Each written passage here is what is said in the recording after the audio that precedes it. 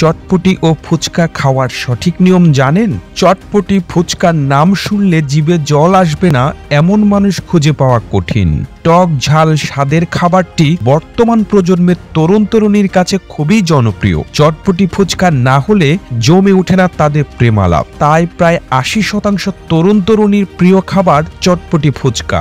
পাশাপাশি শিশুদের কাছেও বেশ কদর আছে খাবারটির। প্রোটিন বহুল এই খাবারে এছাড়াও ক্যালোরি, চর্বি, কিছু ভিটামিন ও সোডিয়াম থাকে। তবে মজার এই খাবার বেশি খাওয়া শরীরের জন্য খুবই ক্ষতিকর, বিশেষ করে কিডনি ও লিভারের জন্য ক্ষতিকর। এছাড়া অতিরিক্ত চটপটি বা ফুচকা খেলে রক্তের কোলেস্টেরল, ইউরিক অ্যাসিডের মাত্রা এবং ওজন বেড়ে যাওয়ার আশঙ্কা থাকে। অনেকের পেটে গ্যাস বা অ্যাসিডিটির একটি কারণ হলো অতিরিক্ত চটপটি বা ফুচকা খাওয়া। তবে এত মজার খাবার একেবারে না খেলে হবে? তাই কিভাবে খাবেন তার জন্য দিচ্ছি কিছু পরামর্শ।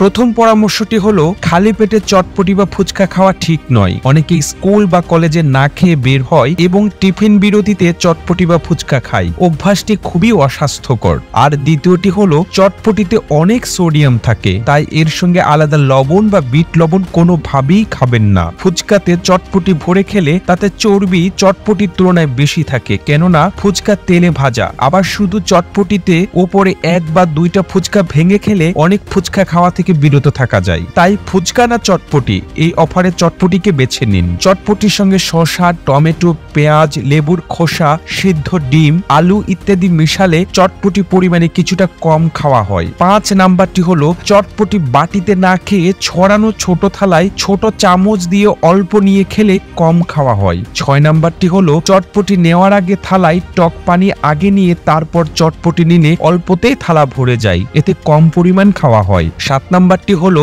তেঁতুলের কেনা সস দিয়ে টক পানি না বানিয়ে এর পরিবর্তে ফ্রেশ তেঁতুলে ফুটানো পানি ও ঘরের মশলা দিয়ে ঘরের তৈরি তেঁতুল পানি বানানো স্বাস্থ্যকর।